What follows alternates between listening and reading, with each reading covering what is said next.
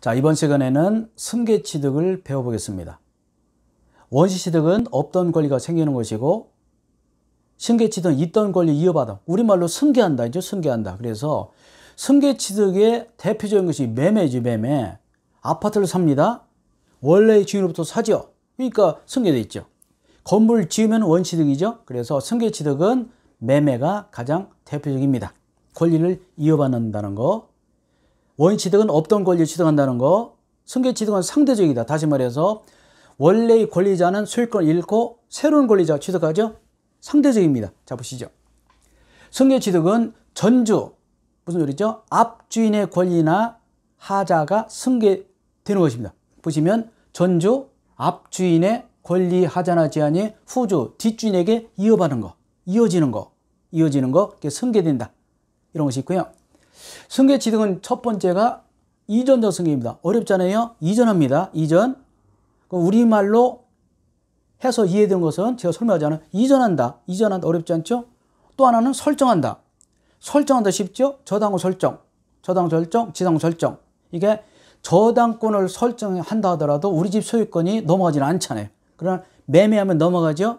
증여 넘어가죠? 그래서 원시취득은 없던 권리가 생기는 것이고, 승계취득은 있던 권리를 이어받는다, 승계한다, 그런 뜻이 되겠고, 지금 배우는 개념들은요, 시험에 직접은 안 나오지만 영어로 말하면 대문자, 소문자 구분하는 정도가 돼요. 여러분, 영어 대문자 A와 소문자 A가 다르잖아요. 그래서 지금 배우는 용어를 모르면 나중에 시험장 가셔서 헤매는 수가 있어요. 그래서 이걸 직접 묻진 않지만 시험장 가시면 이 용어를 알아야 문제를 풀 수 있다. 우리 영어 단어를 모르고 책을 못 보잖아요. 그런 뜻입니다. 그래서 시험에 직접 나오진 않지만 굉장히 중요한 개념이다라고 보시면 되겠고요. 다만 원시취득이다, 승계취득이다 이런 것을 용어집이라든지 네이버 다음을 보면서 찾지는 말란 뜻입니다. 시간 낭비고요. 제가 설명드려요.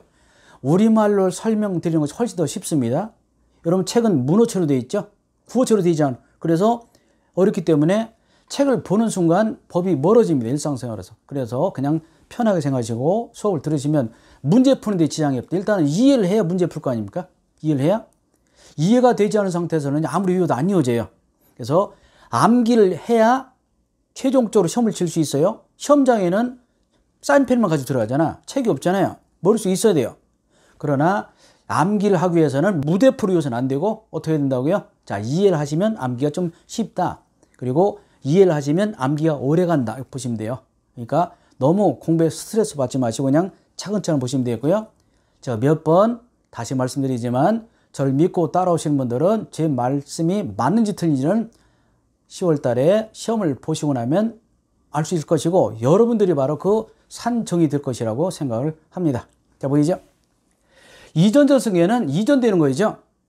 특정 승계는 특별히 정해서 딱 그놈만, 아파트만 정해서 또는 땅만 정해서, 그래서 특정 승계는 딱 그놈만 이전합니다. 건물만, 오토바이만, 자동차만, 땅만.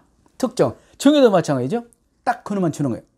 증여는 부모님이 애들한테 용돈 주는 거, 또는 교회 헌금한다든지 절에 시주 이런 게 증여죠. 공짜로 주는 거, 이런 게 증여입니다. 대가 없이. 포괄 증여는 전부 다. 포괄, 전부 다. 하나하나 개별이 아니라 전부 다. 그래서 중요한 것이 상속이죠. 꼭 외우셔야 돼요. 상속. 왜냐면 우리 아버지 돌아가셨네요. 슬프죠? 근데 더 슬픈 것은요, 아버지의 빚이 많습니다. 그러면 어떡합니까? 우리가 갚아야 되나요? 안 갚아도 되나요? 문제되죠? 이때 인정되는 것이 포괄승계인데 일단은 갚아야 됩니다.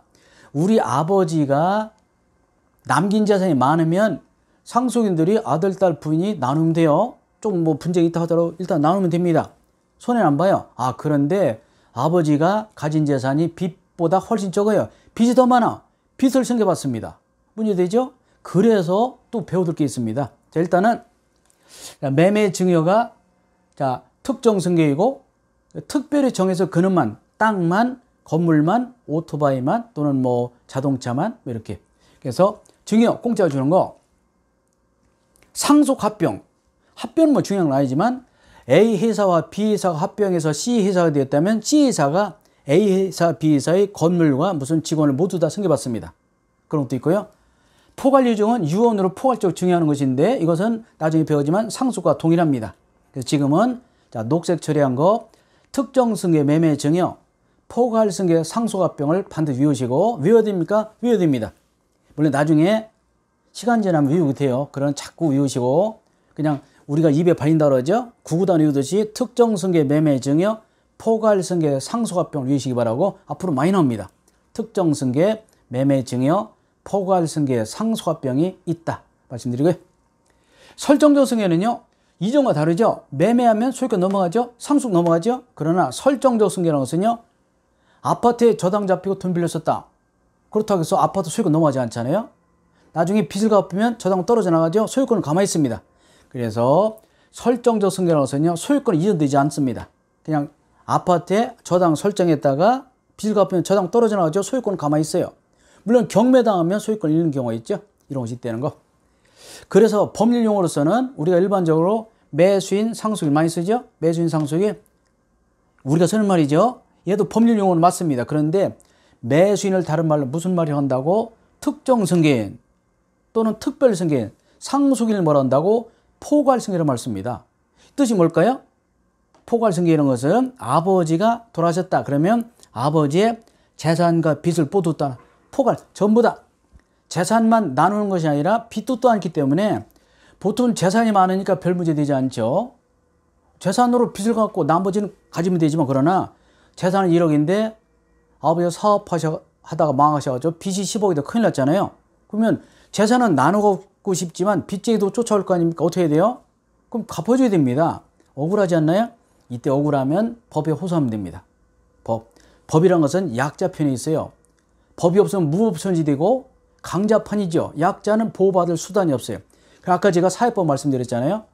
근로기준법에서 노동법에서 최저임금법에서 우리가 일반 서민을 보호하잖아. 마찬가지로 법은 권리보호수단이면서 약자 편이다. 그래서 억울하다. 그런 느낌 있으면 법에 호소해야 돼요. 찾아봐야 돼요. 물어봐야 됩니다. 그래서 일단은 지금은 외우실 것은 매수인이 특정 승계인 또는 특별 승계인 상속인은 포괄 승계인이다. 그 표현을 쓴다는 거. 왜 포괄이라고요? 아버지의 재산과 채무를 모두 떠안는다. 우리가 일반적으로 재산만 갖는 것이 아니라 빚도 떠안기 때문에 아버지가 사업하다가 진 빚도 아들, 딸, 부인이 갚을 책임이 없어요? 있습니다. 중요하네요. 그러니까 억울하죠? 자, 억울한 경우를 해결해야 되겠습니다. 자, 보시겠습니다. 보이죠? 이런 제도가 있습니다. 상속 포기 한정 승인. 들어봤을 거예요. 상속을 포기합니다. 우리 아버지 재산보다 빚이 많아. 포기합니다. 안 받을 거야. 재산을 늦게 나눠가자. 이럴 수도 있고. 한정 승인이라는 뜻은 우리 아버지 재산과 빚이 비슷해요. 빚이 많아 보이긴 하지만 혹시 모르겠어요. 아버지가 뭐 비트코인이라든지 주식이라든지 등등 뭐 우리가 모르는 예금이 있을지 몰라.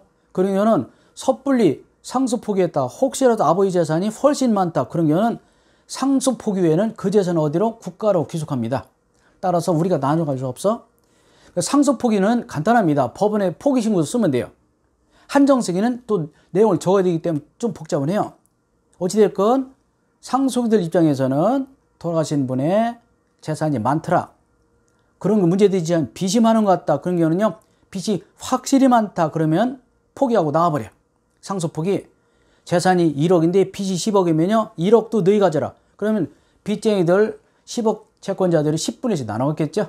나는 책임지지 않아요. 상속 포기. 한정 승인은 우리 아버지 재산 범위 내에서 갚아주겠다. 다시 말해서 우리 아버지 재산을 전부 조사해봐서 재산이 빚보다 많으면 남는 우리가 갖고요. 그 재산이 빚보다 적다 그러면 너희 다 가져. 이런 뜻이죠. 그래서 상속 포기와 한정 승인 신고가 있는데 굉장히 중요합니다. 근데 중요한 거는요. 이때 상속을 포기하고 한정 승인하는 사람들은요. 상속인 모두가 해야 돼. 한 놈도 빼놓으면 안 돼. 자식 10명이거든. 첫째부터 9째까지 다 포기했거든. 한 놈이 안 했거든. 그놈이 다 10자가 다 책임집니다. 어떻게 해야 된다고요? 상속 포기와 한정 승인은 모든 상속인이 한 명도 빼놓지 말고 다 해야 되지. 하나라도 포기하지 않은 사람이 있으면 그 마지막 상속인이 모두 다 책임진다. 이렇게 돼 있어요. 더 중요한 게 있습니다. 자, 보이죠?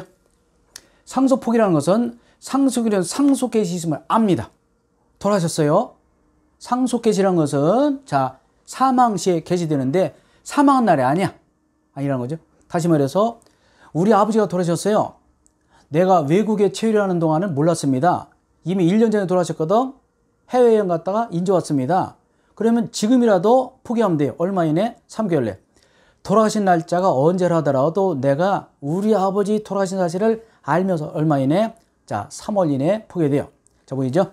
상속인은 상속계지. 이게 무슨 소리죠? 사망을 안 날부터 얼마 이내? 자, 3월 내 법원에 상속 포기 신고 또는 한정 승인 신고를 해야 돼요. 그러면 포기 신고가 되고 한정 승인 신고가 되면 중요한 것은 그 이후에 상속인들은 어떤 경우를 하더라도 아버지 채무를 떠안아 안 떠안아 떠안지 않는다. 이게 상속 포기 제도하고 한정 승인 제도니까 잘 알아두시기 바라고요. 물론 기간이 너무 짧죠? 그렇기 때문에 다만 3월의 기간은 이해관계인이나 검사의 청구에서 연장할 수 있게 있어요. 너무 기간이 짧다. 내가 무슨 사정이 있으면 이 청구하면 되겠네요. 제가 이 시간에 시험에 나오지 않는 이 강의를 하는 이유는 여러분 나중에 아버지 돌아가셨고 어머니 돌아가셨고 채권 채무 없다 하더라도 여러분 사무실 내시고 기시다 오면 주변에 이런 일이 굉장히 많습니다. 그래서 법률 상담 대환영 써놓고 물어볼 때마다 나는 모른다 그러지 마시고 이런 일이 있으니까 아주 굉장히 중요한 제도니까 자, 꼭 알아두시기 바랍니다. 자, 좀 쉬었다가 계속해서 하겠습니다.